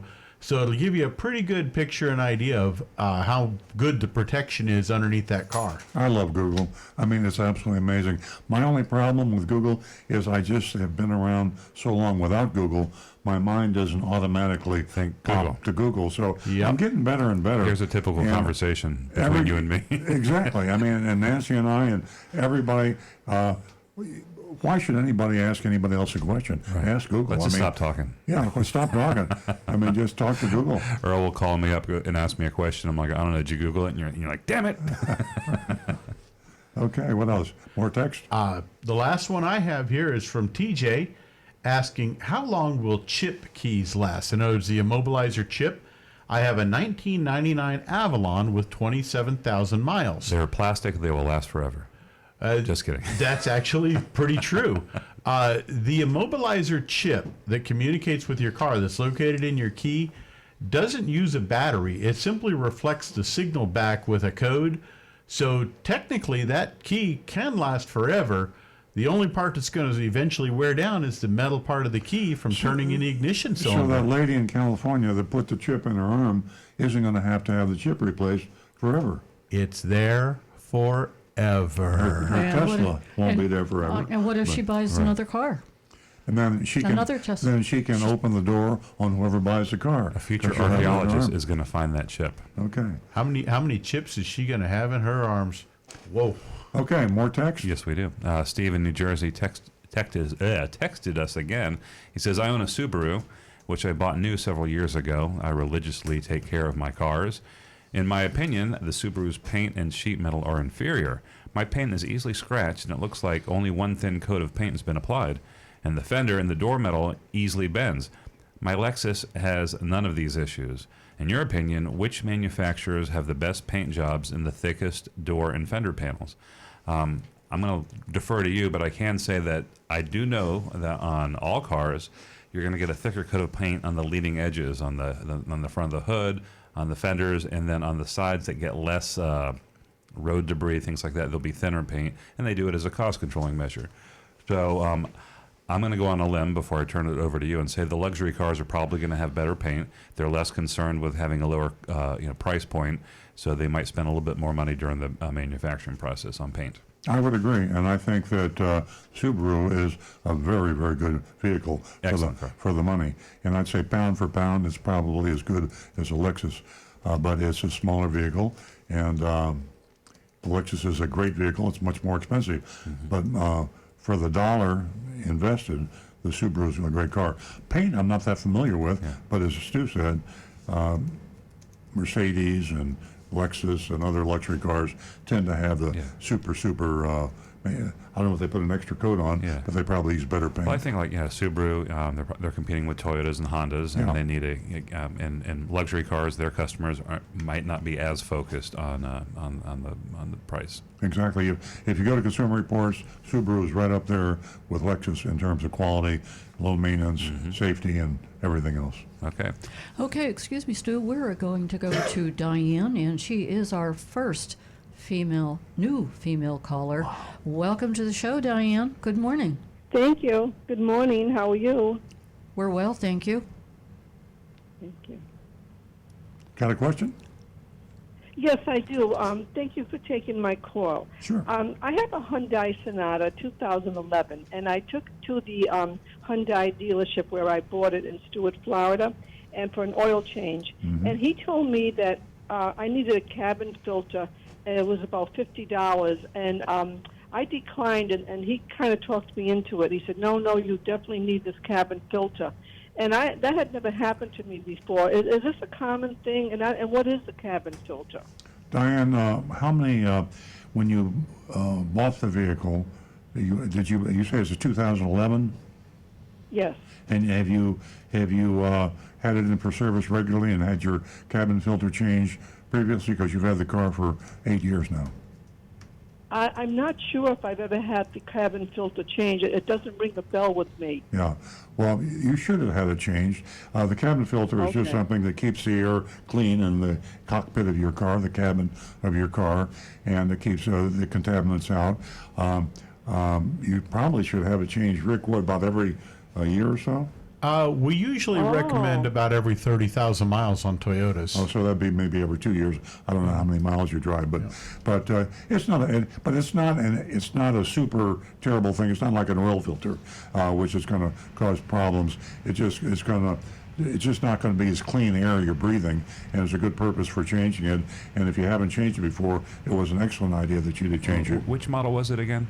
Sonata. Sonata. 2011, yeah, Sonata. I'm looking at it right now. It says it's similar to Toyota. So through most of the maintenance visits, it says inspect it. On 30,000 miles, it says replace the cabin filter. So you're spot on. Okay. Well, that's good to know, because every time I take my car in for an oil change, they always find something to add the bill, and I just thought maybe this was another time. But if you're saying that it's a good idea, then okay. Yeah. Diane, we just paid for your cabin filter because you're a first-time female caller, and we're going to send you a check. Nancy, we'll send you a check for $50. Yeah, that's. Oh, thank you so much. That's great, Diane, that you called and shared that experience, because there is probably about 50% of women who take their vehicles in to be serviced. And someone else probably wouldn't even have questioned that. And it's really great, that you shared that information with us and all the lady listeners right now. So congratulations. Well, thank you. Thank you, and thank you for taking my call. Oh, you're welcome. And if you stay on the line, you can give Rudy your information, contact information, and I'll get the check out to you. Okay, thank you so much. You have a good day. Give us a call again, Diane. She's doing the right thing. I will. I definitely will. Thank you, sir. Question everything. Yep. Yeah.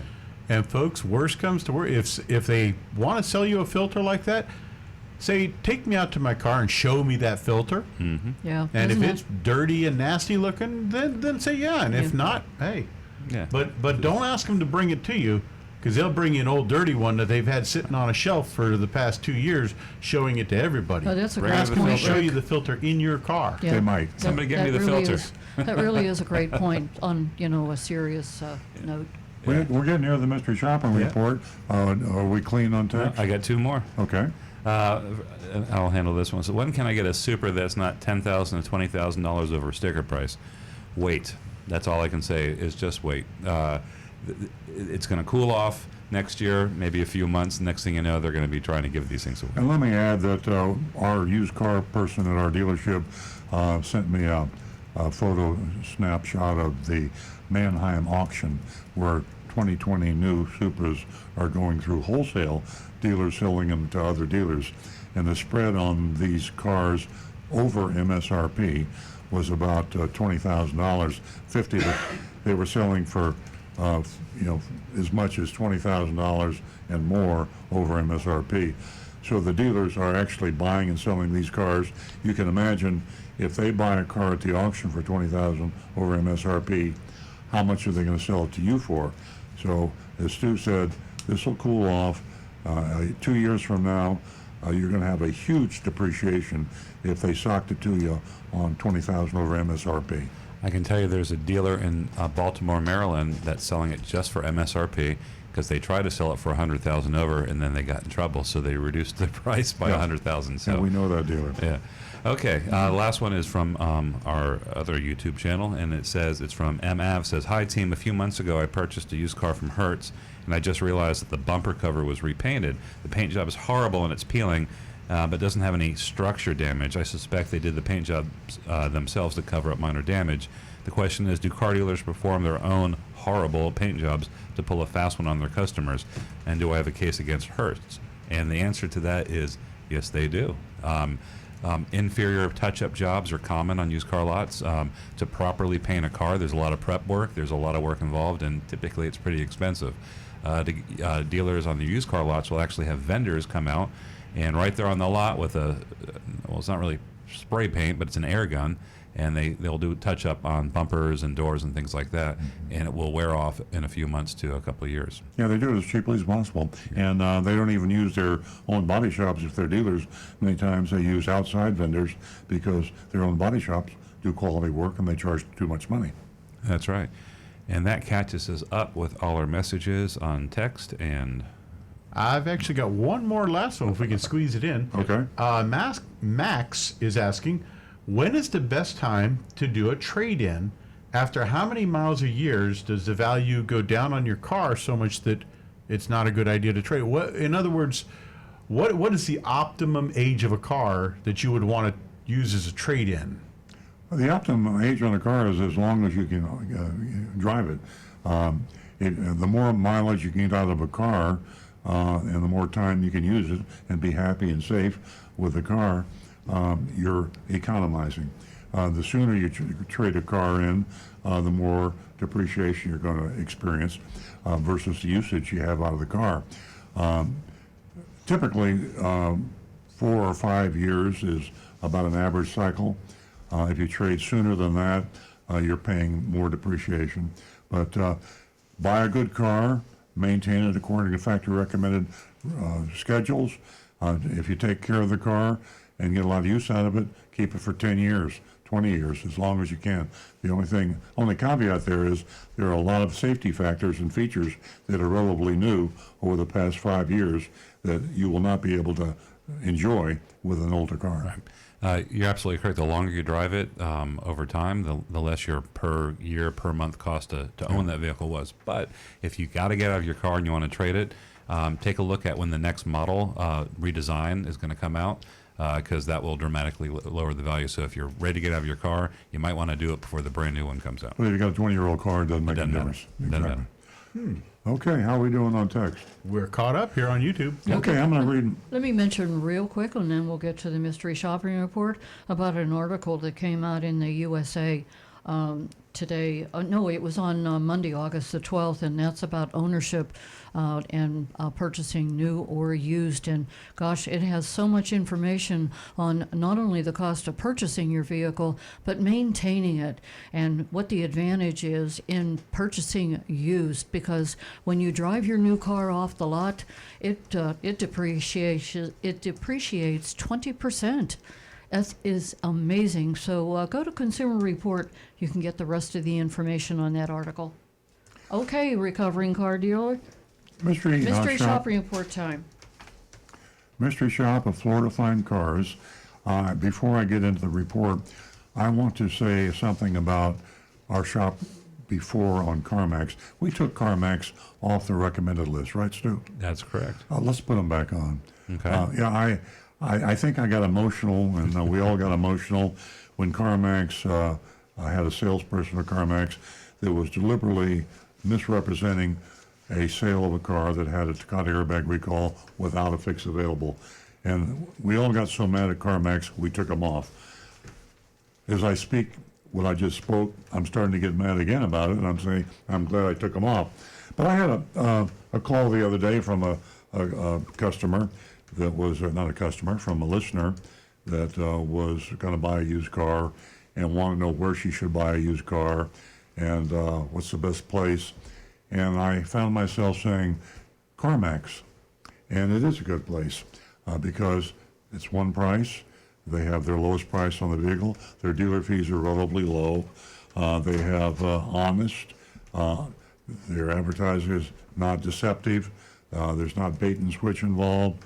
There's so many good things about CarMax. It's a good place to buy a used car. I just hate it that they're allowing their salespeople to misrepresent dangerous recalls. So with that said, we will jump into our mystery shopping report, which is about dangerous recalls. And it is for Florida Fine Cars in West Palm Beach. They're a high-volume, independent used car dealership that opened its doors in Hollywood, Florida, back in 1993. The West Palm Beach location on Military Trail began operating just a few years ago in the late 2015. Florida Fine Cars offers a similar business model to off lease only, selling inexpensive used cars purchased on the cheap at auto auctions. They buy everything that goes across the block. Many of their vehicles have accidents or other issues which lower their value. Florida Fine Cars passes along the savings to the customer.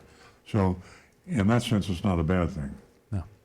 A quick look at their online inventory revealed typical issues, accidents, branded titles, etc. What's a branded title? If a car has been a police car, if the car has been totaled. Buyback, lemon law. Cars that have something in their history that you must know, the government feels you must know when you buy the car. They put it on the title. It's called a brand. You should look at the title of any car you buy. And that's on the Carfax report, too. It's on the Carfax report. The very first one we looked at in their inventory had a branded title, a lemon law buyback. Yeah. Off Lease Only is very clear about how they're able to offer late model used cars at super low prices. In our previous mystery shops of Florida Fine Cars, we did not feel they were upfront about it. This will actually be our third investigation of Florida Fine Cars. The last time back in July 2017, they failed our Takata test on an unfixable airbag recall in a 2014 Ford Mustang. Now, when we say they failed it, they didn't reveal that fact. Can you imagine buying a car with a dangerous recall that can't be fixed? Yeah. I mean, if you buy a car with a dangerous recall and you know about it, you can take it to the dealership, manufacturer of that car, and they'll fix it for no charge. Not a big deal. Well, it is somewhat of a deal because the seller should have done it for you, but you have the right to do that. The only danger you have is driving it from where you bought it to the manufacturer, that dealer that sold the car, have it fixed. But selling you a car that's unfixable, that's unconscionable, it should be illegal. And that's what happened with Florida Fine Cars last time we went there. It also happened with CarMax. A lot of car dealers are doing it, folks. It's very scary. This time around, we quickly found a 2016 Mercedes E400 with a no-fix Takata airbag recall. The inflator to fix this car is not available. We sent Agent Thunder in to check it out. I'll speak in the first person like I'm Agent Thunder. After verifying the Mercedes was available, I drove down to Florida Fine Cars to begin my mission. It's a pretty big place with almost 500 cars on the lot for sale. That's a lot of cars. It's a lot of used cars. Great selection. They have a huge modern showroom. You don't see that very much with used car dealerships. It looks more like a franchise new car dealer, so in a new car showroom, than an independent used car lot. Very impressive. I was greeted immediately by Lewis. Lewis asked me what brought me in, and I told him I'd seen a 2016 E400 Mercedes online for $24,999. That's a very good price for a Mercedes, right? I said if I liked it, I'd buy it today. Lewis asked me if I'd been shopping around anywhere else and how I decided to try Florida Fine Cars. I said I'd just come from Off Lease Only, and they had the same model, but it was about $600 more. Did we really do that? Yeah, and also just a correction on that. That was a typo. It was $25,999. $25,999. Yeah. Okay. Okay. So, and we actually checked Off Lease, and theirs was $800 more. Interesting. They have a lot of Mercedes. Rick? Incidentally, their location actually used to be the old Saturn dealership on Military Trail. That's why they have such a cool, nice looking show. That's why they got such a big building, and I'm sure they just cleaned it up and really decorated inside and made it nice. Yeah. We went outside and searched for the car. I gave him the stock number, but he seemed to have trouble locating it anyway. Eventually, we found it. Lewis asked me to wait until he could get the keys. He wasn't gone for long. We went for a test drive. Never asked me for my driver's license. Little thing. Glitch. That's a no-no for car dealers. You can get in trouble doing that. On the ride, Lewis told me about the Florida Fine Cars process.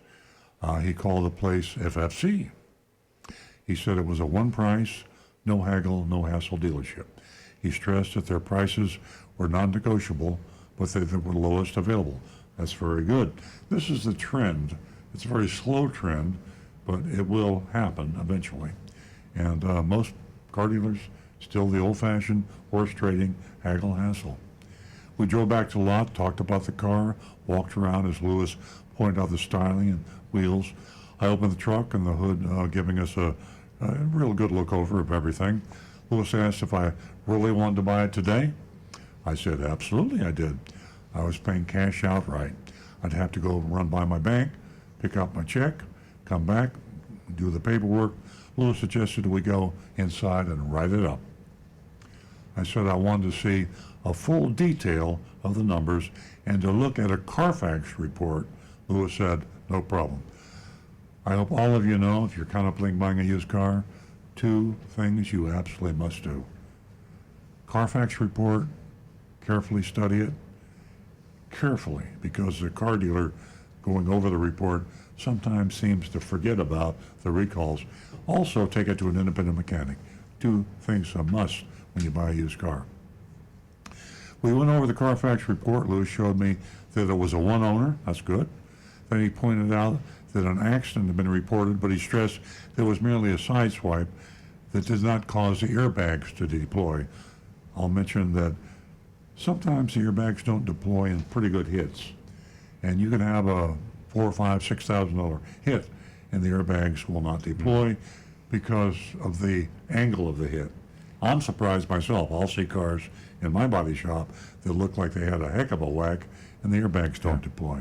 So just because the airbags don't deploy doesn't mean it wasn't. And the Carfax report didn't indicate that it was minor. It did say a side swipe, airbags do not deploy, but it didn't give any more information. Yeah. Side swipes can be serious. He said it just needed a little paint work, and the car was safe, needed a little paint work. He tried to move on to the sales figures, but I brought his attention back to the Carfax report. I asked him if the only issue was a minor accident. Lewis replied, "Yes, sir." Now, we know that there's a Takata airbag because we checked it out. But Lewis, the salesperson at Florida Fine Cars, said that the only issue was the accident. Then I pointed to the recall and asked what the deal was with that. Lewis said he missed it. Kind of hard. We have a copy of the Carfax report. And it's pretty clear. Pretty clear. In fact, it's even in red print when it's talking about the airbag recall and the fact that It's just not a pleasant thing to talk about. It's not a pleasant thing to talk about. He picked up the report to study it closer, then showed me an 800 number and said that I just needed to call it to make arrangements to have the number repaired. And I said, okay, seems easy enough. But what I knew, because I'd seen the Carfax report and I read it, it had a Takata airbag recall and there was no fix available. You can call that number all you want. I just want to quote what it says here. It says, click here or call 1-800 to locate an authorized Mercedes-Benz dealer near you to obtain more information about this recall. It doesn't say a word about having it fixed. It says to get more information. There you go. Okay, Lewis returned to the buyer's order. The price on the online price, added to the online price of $25,499, he added $899 for dealer prep and $597 for electronic filing fee. Yeah, that's big for a used car dealer. That's a big one, yeah. I've only seen one bigger. That's Al Hendrickson with $999, I think. Yeah, down in Coconut Creek. Coconut Creek. So if you add the $899 to the $597, you have $1,496 in hidden fees. I say hidden because it was not in the online price. That's the advertised price. Florida law says that you must include the dealer fee in the advertised price. So Florida Fine Cars broke the law. I told them everything looked good because this is what I know. I haven't really exposed him. I said everything looked fine and I'll be back with a bank check after I run by my bank. Here we are, folks. We're at voting time, and this is a huge failure. It's a failure that CarMax made before, off-lease only has made. These are large used car dealers. Florida Fine Cars is pretty large, not as big as off-lease or Carfax or CarMax. So how do we vote? The moral issue here is scary. Here we are talking about a car dealership like CarMax, like off-lease, that has salespeople telling customers that there is no issue with the dangerous recall, Takata airbags typically. And they're saying that if they notice, and they usually don't mention it, but when our mystery shopper mentions the recall, they say, well, you can get it fixed, but you can't get it fixed because there's no fix available. Just a few minutes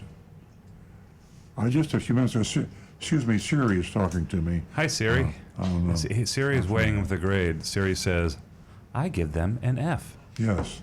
So, Am I really activating every Siri unit in the studio? We apologize. at any rate, we have to give this a grade. Text 8, you can call 772, what's my text number? 772 497 6530 for a vote. We got them coming in. And I truly, I just reversed myself on CarMax and said we're going to approve them, but CarMax last week lied to our shopper and said that they could buy the car with a recalled Takata airbag and get it fixed. But if we take CarMax off the recommended list, where are you going to go to buy a used car? Easy Pay Cars in Stuart. They pass. Or Easy Going. So here we are with that moral dilemma. That's the word for it, a moral dilemma. Let's hear some votes. Okay, well, we have a lot that came in on Facebook and on our text line. Here we go. Aaron, a text, gives him an F. Olga, as a text, gives him an F. Linda on Facebook gives him a huge fat F. Bobby gives him an F. Sandy gives him an F.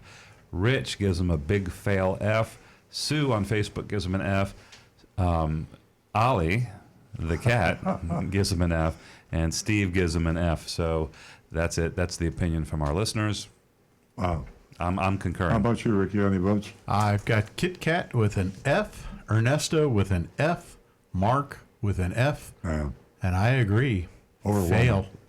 We have a better grade here. This is on YouTube. Mark in St. Louis gives him a D minus with the Earl Stewart curve, and Angel gives him an F. M Avenue gives him an F minus. So wow, yeah, this is a lot of votes. And thank you very much for all those votes. And Rick's already given his personal vote. Nancy, what do you say? Well, Lewis. I just, I don't know what to say. Then again, maybe I do. Lewis, www.itaintgonnahappen.com. Stu? I'm giving them an F. Also, Dusty just chimed in on the text line, gives them an F. So I'm going with the going with the popular opinion. How much time do we have? We have minutes? 4 minutes. Yeah. Here, let me say something. I was talking to Rick earlier before the show started. When you pay people on commission, you are really baiting the tiger there.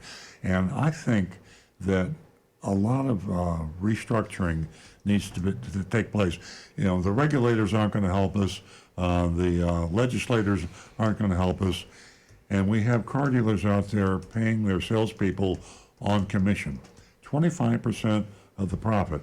If they sell the car, they make money. If they don't sell the car, sometimes they just don't make enough money to live on or to take care of their family. So I think there's a huge blame on the owners of these companies and the management of these companies by the way they incentivize the people that are selling these cars.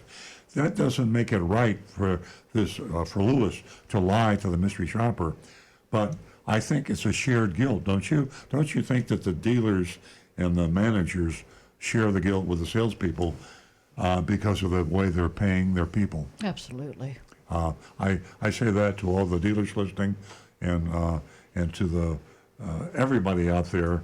Rick and I were talking about mechanics and technicians. They get paid on commission too. So we can sit here and we shout and scream and blame people for charging for radiator flushes and transmission flushes when they don't need it. And the manufacturer, I mean the dealer and the people that design the pay plans are to blame, just like the technicians that make something up to get paid on. So it's a lot of guilt going around. I agree. I got to fail them. I might reverse myself next week like I did with CarMax. But CarMax is so widespread. Yeah. CarMax is really the best game in town to buy a used car. Yeah. I mean, we hate saying buyer beware, but you have to be vigilant. You got to check it out. So yeah. I think I agree with you. CarMax, the good outweighs the bad. But you check that VIN, make sure there's no recall on it, and then make sure you get accurate information on whether it's fixable or not. You know, it's such a shame too, because a good used car, a late model used car, is a far better buy than a new car. And yet now, with the recall issue, it's getting scary to buy a used car. New car dealers cannot sell by law a car with a recall, but used car dealers can. It's absolutely stupid that that's the case, because most of the cars with recalls are used cars. Absolutely. And they're being sold like they're going out of style. So that's the way it is. And that's your mystery shopping report from Florida Fine Cars. And ladies and gentlemen, I want to thank all of you. We all do here at Earl Stewart on Cars. Thank you for tuning in. You are an important part of the show. And to Jonathan and Rudy, thank you so much for all your help. Everyone have a wonderful and safe weekend. We'll be right back here next Saturday.